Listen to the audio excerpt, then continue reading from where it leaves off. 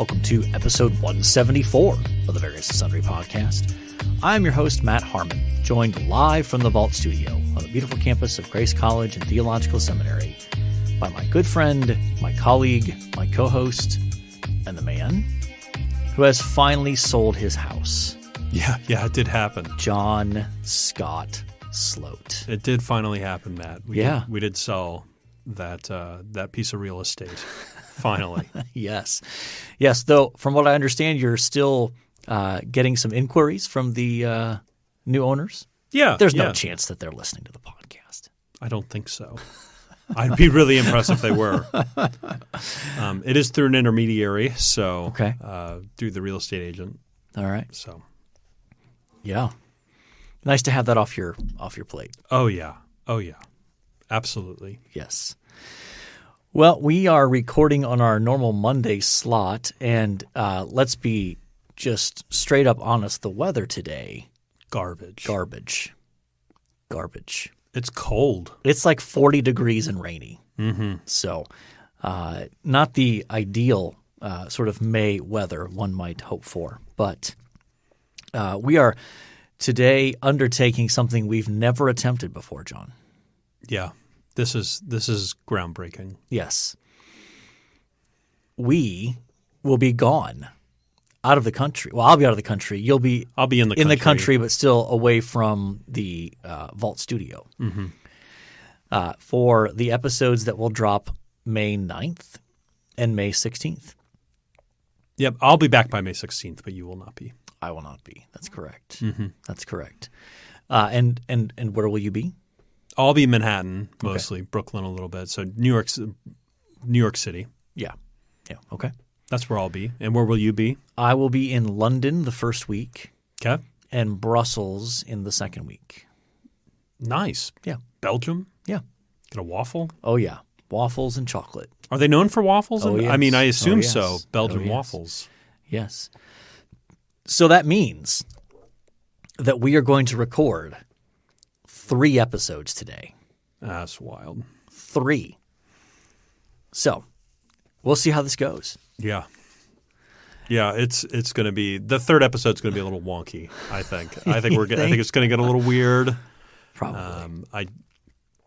We've done 2 in a day before. Yep. And that's always like, ooh, a little tired. Feel a little worn from that. And 3 is going to be just next level. Yeah. I mean, we are committed to making sure that you have weekly podcast content from us. Of some kind.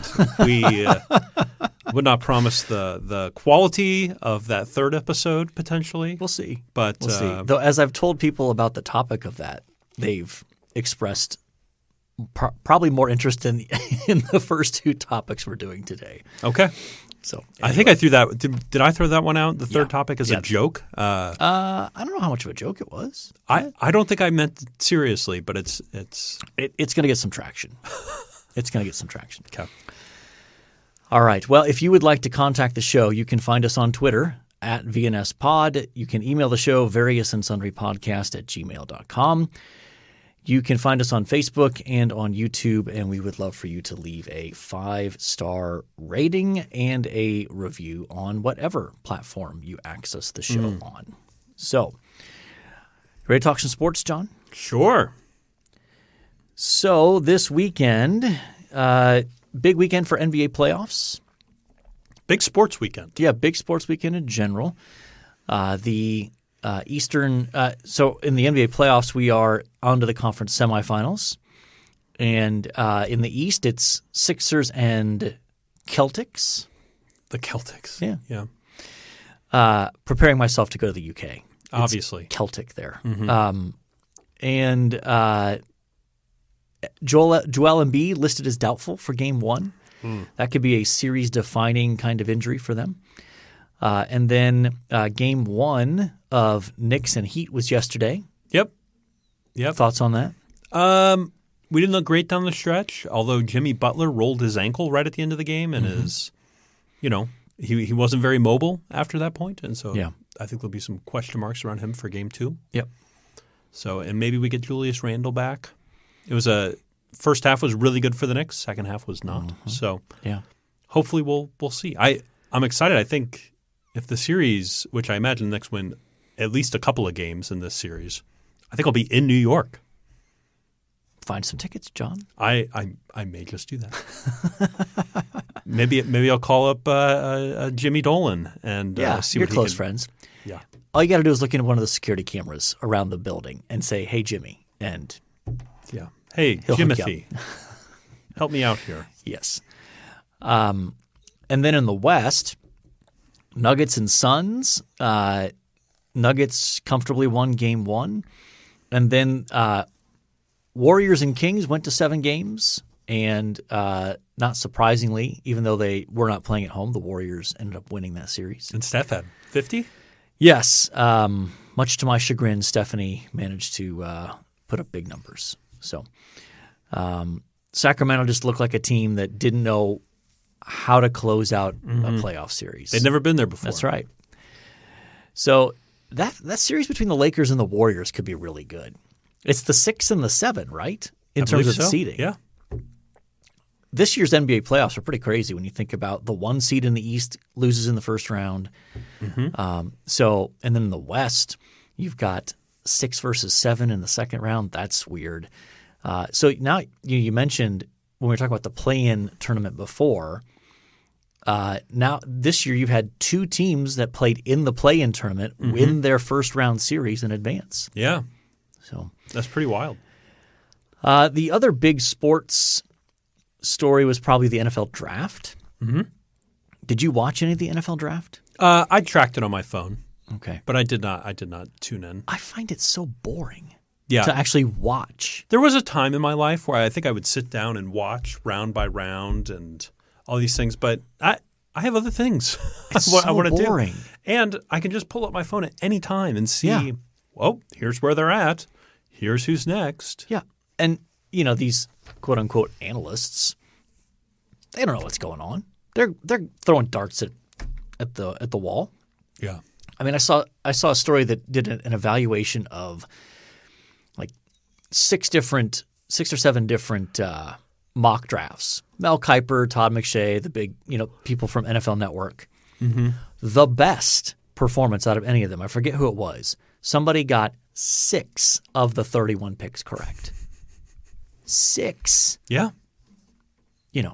So it just shows you how ridiculous even the mock draft stuff is in terms of what these analysts do or don't know. Well, and then they come out with these grades. Yeah. Like each pick gets graded, and you can't grade a draft until like 3 years after. Exactly. You got to wait 3 to 5 years. 3 years at least before you grade a draft. To know whether it was any good. Yeah. I mean, it would be interesting to go back and see what did the Jets get for their grade for drafting Zach Wilson.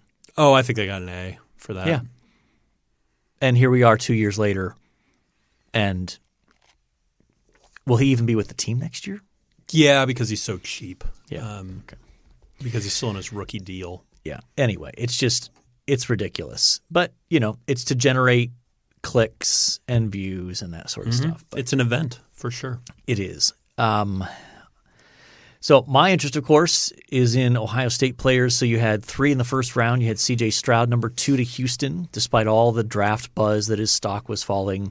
Whose stock actually fell was Will Levis from Kentucky, the quarterback there. Went in the second round. Yes. Paris Johnson went to the Cardinals with pick 6, offensive tackle.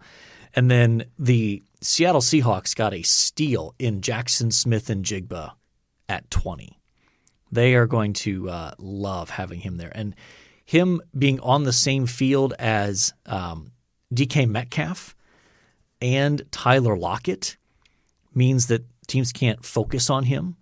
And so I think if you're looking to find a fantasy wide receiver or a potential offensive rookie of the year in the NFL, that's a good bet there.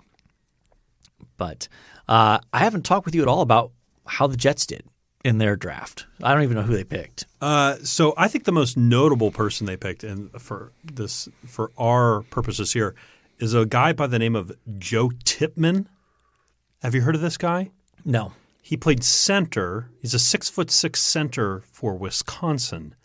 What's more interesting is he is born and raised in Fort Wayne, Indiana. Oh, yeah? Yes. Where did he go to high school, does it say? He went to some small Catholic high school. So 300 kids a class sort of Catholic high school. Okay. I don't know how small that is, but yeah. I think compared to public schools, that's pretty small.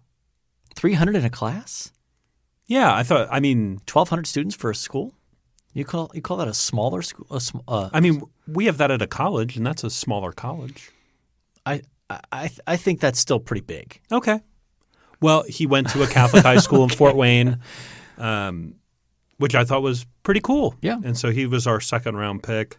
Oh, my goodness. Let's see. We got some offensive tackles. We got some edge rushers. We got a running back from Pittsburgh. It's kind of one of those drafts where it's like, oh, those could be great or they could be flops. It feels like it could go either way. They got Aaron Rodgers. That's what they wanted for the offseason. That was most of our draft, was getting Aaron Rodgers. Yeah. So, what about your Mets? How are the Mets doing? It's been a rough start.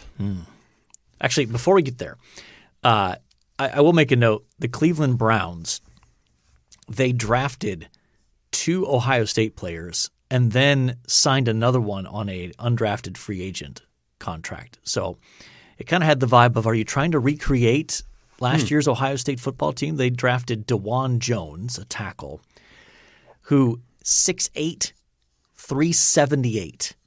Wow. He's a massive human being. Mountain. He's from Indianapolis. Oh, fun. And comfort food. Yeah. So he's just a massive human being. I watched him play basketball in high school. Surprisingly athletic for a guy 6'8". Yeah. So, okay, back to the Mets. They're struggling. Yep. There was Max Scherzer has gotten suspended. Right. We talked about that last week, did we not? Yeah, but he's missing. That means 10 games. That means 2 starts. 2 starts. He's back this week. And then Justin Verlander comes back this week. He has not pitched a game yet. And they just haven't been playing well. So they need another bat in the lineup, I think. Okay. You think they'll get one? They're going to go try to trade for one? They're going to bring somebody up from minors? I think they'll promote. They'll promote from within. Okay. I think. Any chance you're going to catch a Mets game while you're in New York? No, they're not in the city actually. So they're on the road. The whole time I'm there, they're on the road. That's a bummer. Yeah. I thought about it a lot. I'm sure you looked. What's funny is they're in Cincinnati, which with Steve in Ohio, we have some connections. Oh, yeah. And I'm going to miss that. Oh, that's too bad. Is that their only trip to Cincinnati? Yeah, they just do one a year. That's too bad. Shout out to Steve in Ohio. Yeah. Yes. So how much would you pay? You may not be willing to share this on the air. Okay. How much would you be willing to pay to catch a Knicks playoff game?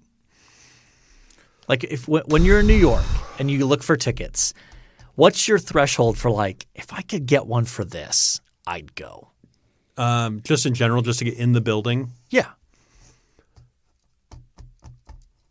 So I've been to playoff hockey before, and I think I paid $200 for that ticket. Yeah. Probably around there. I'd pay $200. Okay. Yeah, which means there's basically no chance then you're getting in there. No, I'm not going. No. Yeah. What do you think the floor is to get in? Like just to get in the door somewhere. Now, floor, you mean No. I'm talking about the minimum to get in, not sitting on the floor. Okay. Those are, For game 2? Yeah. We could look this up before the end of the show. Just the minimum to get in the door somewhere. Nosebleed seats at Madison Square Garden. $750, maybe more. Yeah. Is that the ballpark you were in? I would think so. I mean, New York is a wealthy city in that sense, and so even just getting in the building, standing room only. I might have said 500. Yeah. I think I might have guessed there. I bet you. Let me pull up SeatGeek real quick. But yeah, I think you'd be hard pressed to get in for. Okay, and here's the thing in my mind. I've thought about this with Ohio State games. Just to get in the door to a big game, you're paying such big money. I think I would just rather stay at home and watch the game on a nice television in the comfort of my own house. Oh, yeah. And I always think of, yeah, sure, it'll be great to say I was at the game when they, won this big game. When XYZ happened. Absolutely. But if they lose, I will find myself thinking, I can't believe I spent that kind of money on going to a game that they then lost. That would just be hard for me to stomach. Okay. I'm seeing nosebleeds $374. Okay. A ticket? That's still out of your price range. But. That's – oh, yeah. $454, $352. I mean, these are the – any desire for floor seats? What they –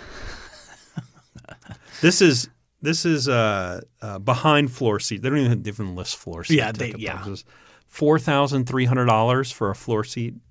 Behind the floor. So second row, basically. Yeah. Oh, here's floor seats. Oh, goodness. Yeah, VIP 12 is the name of the section in Madison Square Garden. Okay. Do you want to know any guesses? $10,000? 11.5. Gosh. That's crazy. That's wild. Yeah. I'm glad we looked that up. That's incredible. Yeah. 600 behind the basket? That doesn't feel so bad. It depends on how much your view is obstructed by the basket. The basket. Now, if I could say for $450 you could be in the nosebleeds, but for $600, for $150 more, you can be behind the basket, lower bowl. Yeah. Again, it depends on the obstruction, how much the basket really obstructs your view. Yeah. But anyway. All right, we should probably move on, John. You ready? Sure. Our topic for today is I've loosely called this the future of church growth in America, which seems like a big statement, but that's kind of how the author that led us to this topic presented his tweet thread. Yeah. So you sent this to me, tweet thread from a guy named John Stark. Who is John Stark? So not the basketball player. Yes. For starters. He's got an E on the end of his name. Yes. For those who don't know, John Stark, without the E, was a basketball player for the New York Knickerbockers in the 90s. Or my wife's extended family. Her maiden name is Stark. Oh, that's right. Yeah. That's right. So John Stark is a pastor in New York City. So I've met John at least a couple times for coffee, and at the time he was the pastor of All Souls Church in Manhattan, which had sounds Anglican. Well, it has a fascinating story. Give me 2 minutes. Okay. So it was planted by a Pentecostal preacher who came, I believe, from Africa to New York City to plant a church. Okay. And sort of the holiness movement, health and wealth sort of field. Started reading the Gospel Coalition, got saved, and turned around and started preaching Calvin. Like 1 week was like health and wealth Pentecostalism. The next week was Calvinism. Okay. The whiplash that poor church endured. A little bit. And so that guy eventually went like, I've got to go to seminary. Yeah. And so he left the Gospel Coalition, put it out on their website. John Stark took over that church. And I don't know what fully happened, but at some point he left that church and took over another church known as All Souls. Okay. That was the original church, Apostles in New York City. Oh. And that's where he's the pastor now, Apostles, New York City, part of the Harbor Network, which is the old Sojourn Network out of Louisville, Kentucky. Interesting that a place called Harbor Network comes from a landlocked state. Yes. I always think that's funny.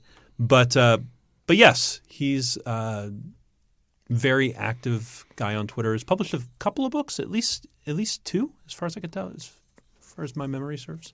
So, yes, my impression of him. I don't know him personally, and I've only seen some of his stuff, but he's definitely someone who does a lot of thinking and even writing about reaching or communicating the gospel in a more urban context like New York City. Yep. And so that I think is some helpful context for the tweet thread that we are about to read. It's short, so I figure why not just read the whole thing? Sure.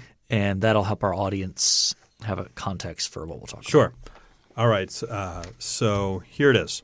A quick thread on the future of church growth in America. 10 to 15 years ago, if your neighbor knew you are a Christian, they may not agree or even like your beliefs, but at least they assumed you to be a, quote, more moral than them because of your beliefs. Now there's been a shift, at least in many of our contexts. If your neighbor knows you're a Christian, it may be they actually assume you are less moral or bigoted because of your beliefs, specifically on issues related to sexuality and gender. That can be disorienting and may explain why older millennials are not coming back to church. It used to be that as you got older and had kids, you felt convicted and began going to church to ensure your kids were around what I believe to be moral environment. Forgot the L there. Yep. But now many do not assume churches to be moral environments. And so that season of returning to church isn't happening in many contexts. If someone leaves the church, it's often they simply leave the church. I just wonder if churches need to prepare for this reality and how that impacts growth/finances. There might need to be an intentional season of spiritual formation of our people to sustain their faith in a world where their beliefs are assumed to be immoral. He clearly wrote this on his phone. And I'm like correcting his grammar as I'm going through it. I think it will be harder for us then, we think, to live and work in a world as Christians and to be viewed in that way. How do we stay resilient and stay with Christ to the end in that kind of environment? And then the final tweet, how do we stay with Christ where we might not be persecuted but maybe regularly embarrassed or feel humiliated? Okay. So there's plenty of different directions we can go with that. Let's start with the initial lead point is does being a Christian make your neighbors think you are more moral or less moral? Well, and this was sort of your first response, I think, when you read this. It was like this, and he makes this. He allows this as well. Depends on your context. It depends where you're at. It depends who your neighbors are, and I would say your circles as well. Yeah, I would say I think that statement. I think it is true in contexts like the Northeast and the Northwest. And even more broadly speaking, I would say more true in urban rather than rural areas. Yeah. I think for the most part still, the vast majority of rural areas, and when I say rural, I'm talking about non-metropolitan areas. I would say that being a Christian is still regarded as something that people would look at you and go, well, that probably means that they're a really good person at some level. But in his context, in New York City, I have no problem imagining that his perception is true, that being a known Christian could mean that your neighbors think you are less moral than they are. So your thoughts on that? I mean – Yeah. I would say the only piece I would add to that are people – and maybe this has to do with my own context – people that work or study at big secular institutions as well. Yeah. So I would adding to Northeast, Northwest, urban centers, and then I would say people who work at public universities, or even private, very liberal universities. Yeah, that's probably true. So like I think of some of my circles that intersect with some of those areas. Yeah, I have to do a little bit more lifting to convince them. Like, no, my faith doesn't make me a flaming racist or a angry, bigoted person. Yeah, I think so. That's fair. So yeah, I think there are aspects of this that ring really, really true. I agree. I think it is so contextually based, and my guess is that many of our listeners are still probably more in context where that's not the case, where being a Christian is still generally perceived as a plus by a neighbor. But it reminds me of I can't remember what preacher I heard speak this way, but he talked about when being a Christian was more of a positive for just your day-to-day life. Yeah. So he told the story of a gentleman who was from another country who came to the United States and was trying to get a mortgage at a bank. And the mortgage lender asked him, "So where do you go to church?" And the guy looked at him and goes, "Why does that matter?" Yeah. And the mortgage lender goes, "Why would I lend to somebody who doesn't go to church? Yeah. That doesn't make a whole lot of sense." Mm-hmm. I just went through mortgage lending. No one asked me that question. What? Even in Indiana. Yeah. Wow. What a world. Yeah. When you applied for your mortgage, did they ask you where you went to church? No, I was not asked that. No. So one of the connections he makes from this is his hypothesis that this may explain why mid to older millennials, which I'm trying to figure out what that age range is. I mean, when's the break? When are the breaks on? What are the oldest millennials? You're on the older side of?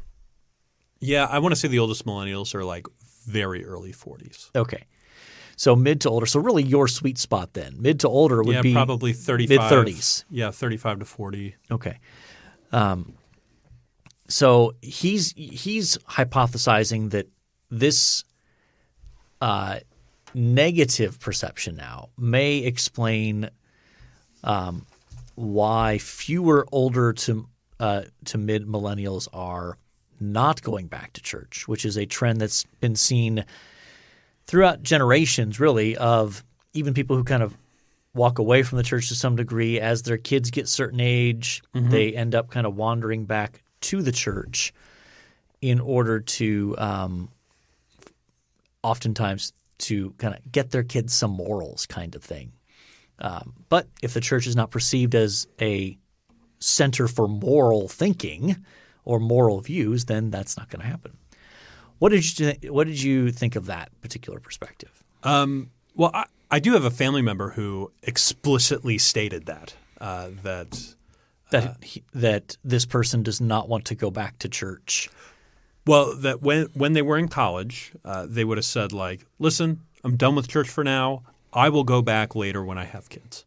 That was stated, and now would be a person that would stand up and say, "The church is an immoral place. I want my child to have morals. Therefore, we're not going to go to church."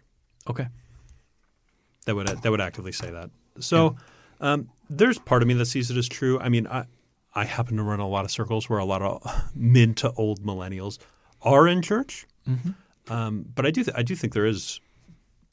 I do think there is aspects, again, context driven, where I think that statement is true. Right.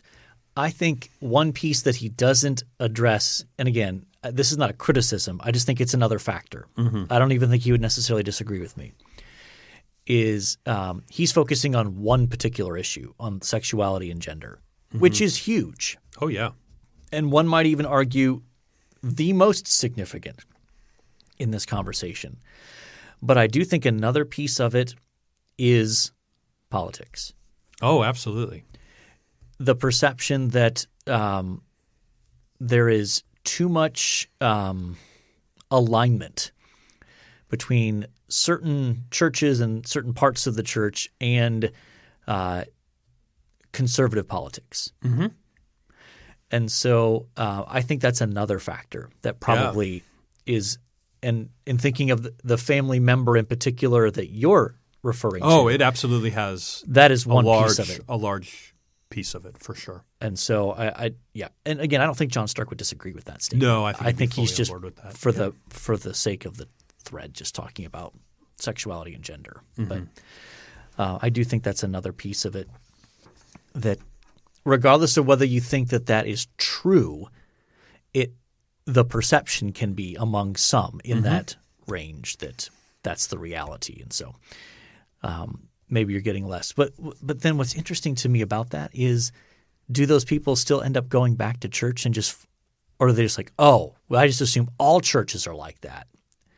So what I mean is, if that's really your angle, and even on the gender sexuality thing, you can find quote-unquote churches that affirm those perspectives on gender and sexuality. Why aren't those growing? I don't think they are. Yeah. And so I'm not saying that disproves his thesis or hypothesis, whatever we're going to call it. But it is striking to me that if that's the issue, then why not go try to find a church that agrees with your sensibilities on sexuality and gender? Shouldn't we then be seeing a growth among churches that are more quote-unquote progressive on sexuality and gender, or even politically for that matter?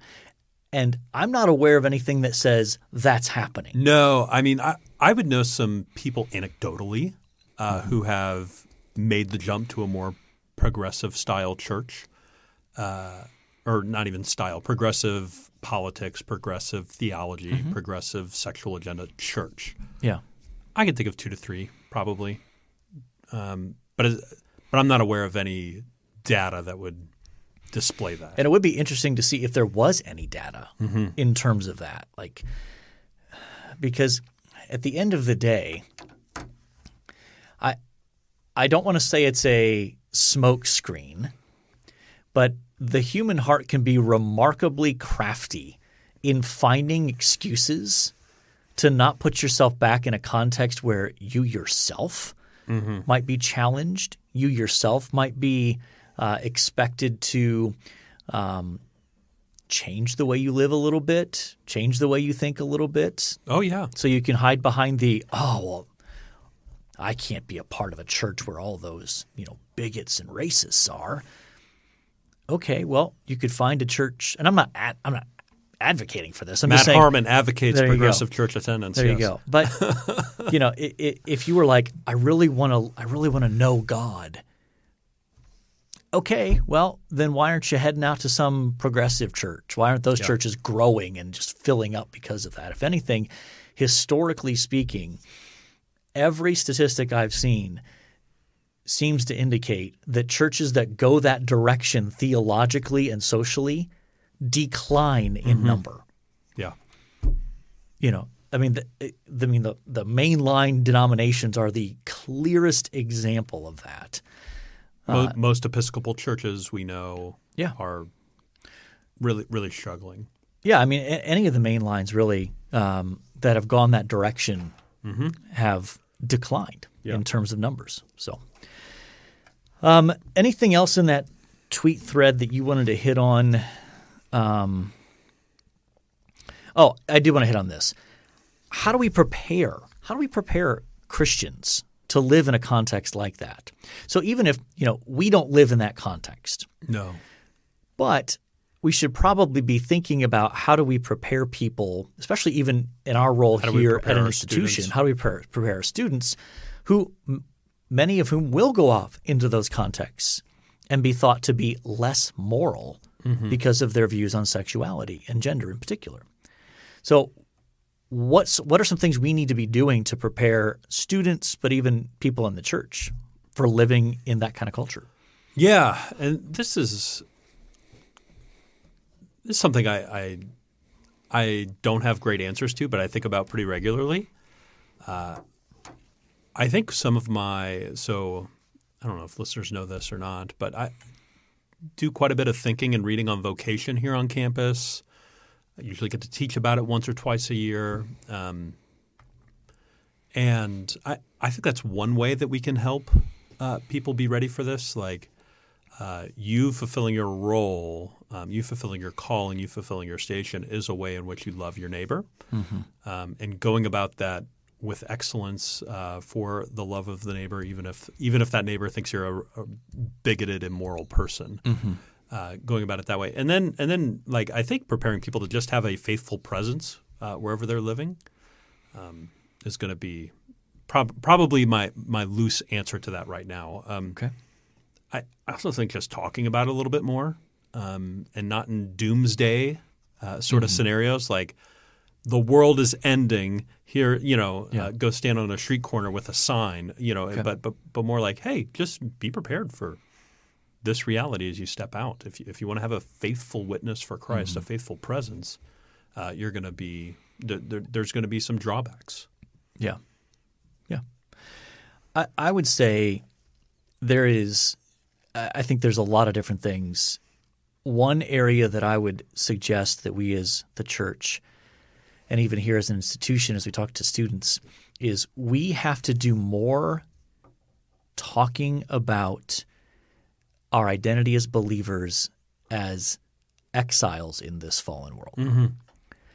And I think when you embrace that kind of mentality, then it helps you be ready for not putting too much hope and looking for security and comfort in the things of this world. That include the reputation that even non-believers might give you for being a great guy, So, I mean, the reality is that days are coming where there's going to be plenty of Christians who live in that kind of context where they could be the kindest, most honest, hardest working, generous person in their workplace or in their neighborhood, and there will still be people around them that will hate them because they know that person does not or has traditional views on sexuality and gender, and they won't want anything to do with them.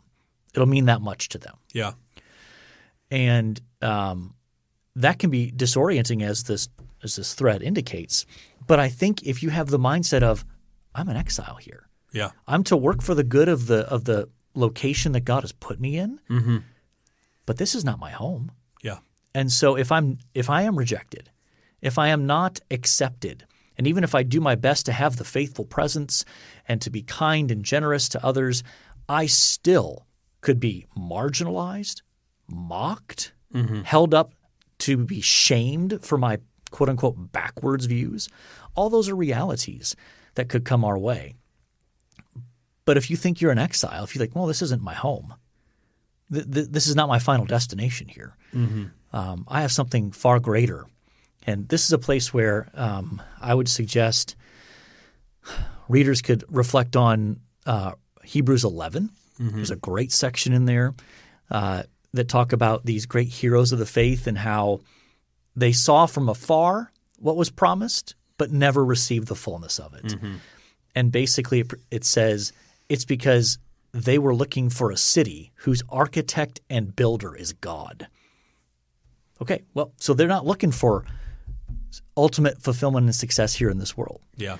And so I think if you embrace that kind of exile mentality, it can free you from the paralysis that comes from, oh no, I'm doing everything I can. I'm kind of doing everything right from a Christian perspective, and they still hate me. They still think I'm immoral.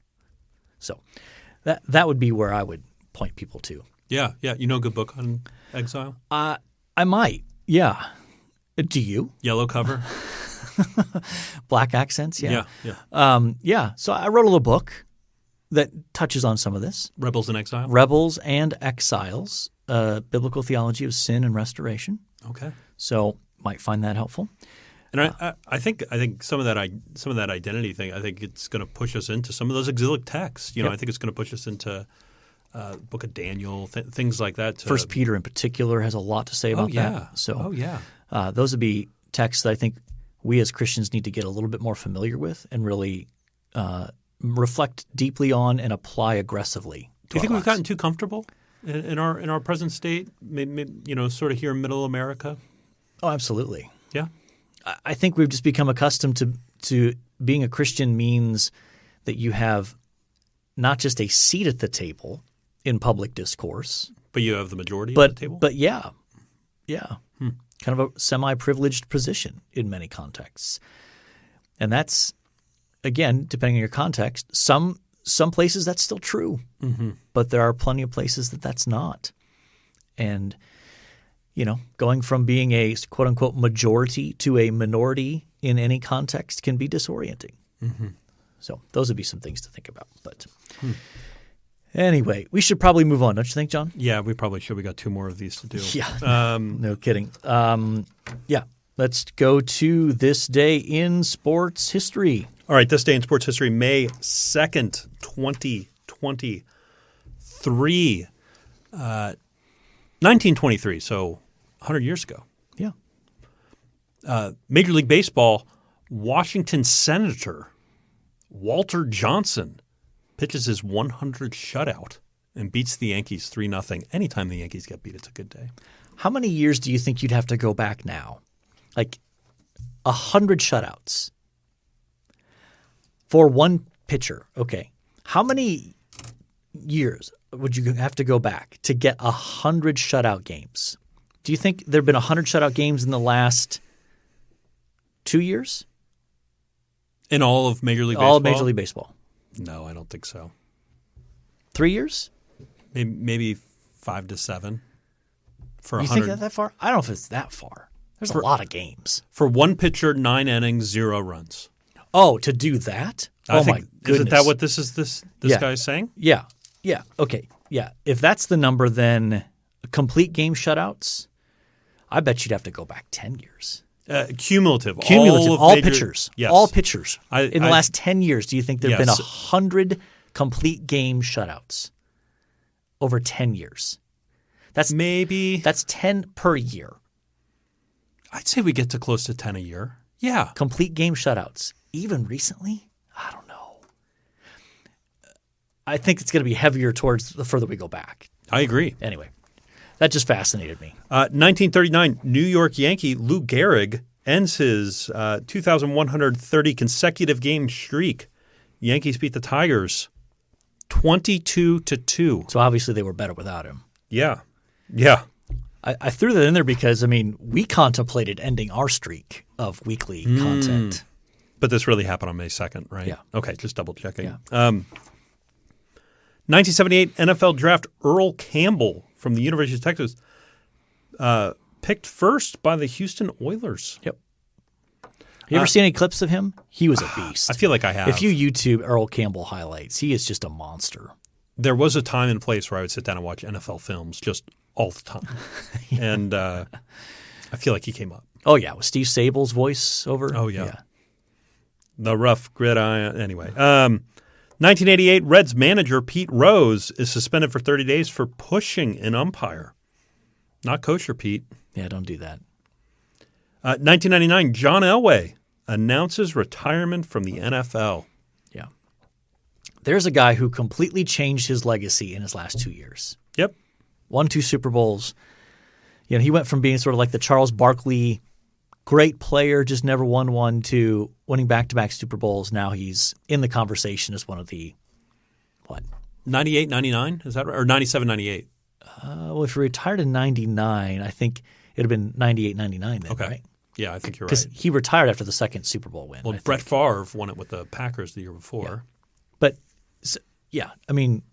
he's one of the top 10, certainly, NFL quarterbacks in history. Yeah, absolutely.